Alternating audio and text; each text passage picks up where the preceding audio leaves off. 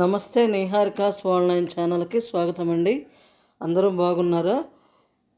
ఈరోజు ఇంటి ప్రధాన ద్వారము అంటే సింహద్వారం దగ్గర ఈ వస్తువులు పెట్టుకుంటే చాలా మంచిది. ఎలాగంటే లక్ష్మీదేవి ఎప్పుడు కొలువై ఉంటుంది. ఇంటి ప్రధాన ద్వారం శక్తికి కేంద్రంగా పరిగణిస్తారు, అవును కదా. అటువంటి ప్రధాన ద్వారం ఎప్పుడు శుభ్రంగా ప్రకాశవంతంగా ఉండాలి.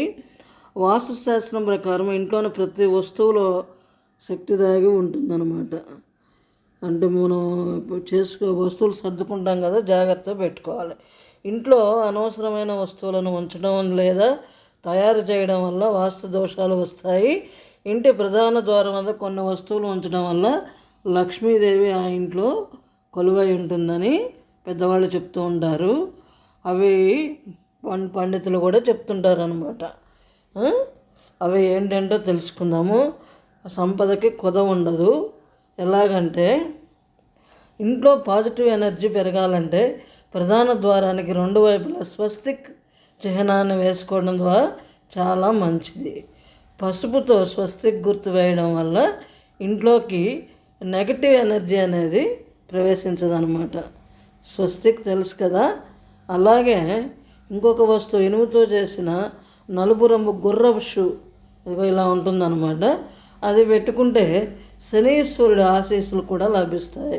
ఇంటి మీద ఏ చెడు దృష్టి కూడా పడదనమాట.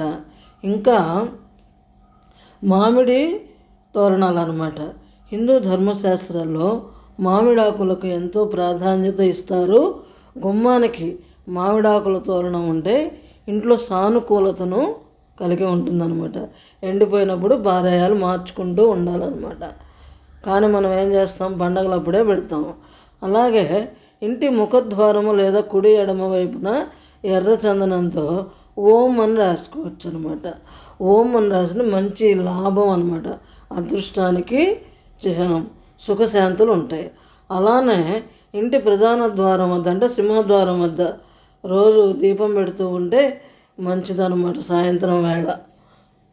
ఇంకా తులసి మొక్క చాలామంది పెంచుకోరు, కొంతమంది పెంచుకుంటుంటారు. పెంచుకుంటే మంచిది, లక్ష్మీ రూపంగా భావిస్తారు. ఇంటి ప్రవేశం ద్వారా అంటే ప్రవేశం ద్వారా కుండీల్లో పెట్టుకోవచ్చు అనమాట. ఏదో ఒక టైంలో దీపం వెలిగిస్తూ ఉంటే చాలా మంచిదన్నమాట.